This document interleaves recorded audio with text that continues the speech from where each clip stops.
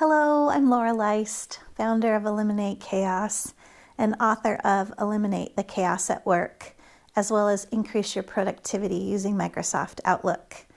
And the tip that I have to share with you today is how to use quick parts in Microsoft Outlook. So, a quick part is a little piece of text that you find yourself typing over and over and over again. So there's really no point in having to make extra work for yourself. Here's how you're going to set it up. The first time that you want to save a quick part, you'll just go ahead and type it into the body of your email. And whatever the text is that you want to save as a quick part, you'll go ahead and highlight that text.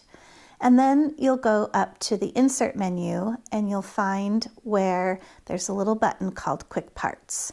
So you'll click on that. And then down at the bottom of that menu, you'll see where you can add or basically save that quick part. So it's going to bring up another little dialog box, and you'll go ahead and put some sort of text in there that will remind you what that quick part is about. So for example, the other day I was sending out a lot of story releases for another book that I am working on.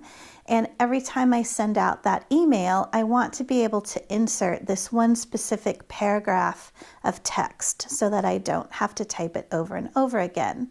So now I've got that piece of text saved in my quick part, and all I need to do is go back to the Insert menu, go to Quick Part, choose that piece of text, which is named the title of my book, which I'm not going to tell you what that is right now.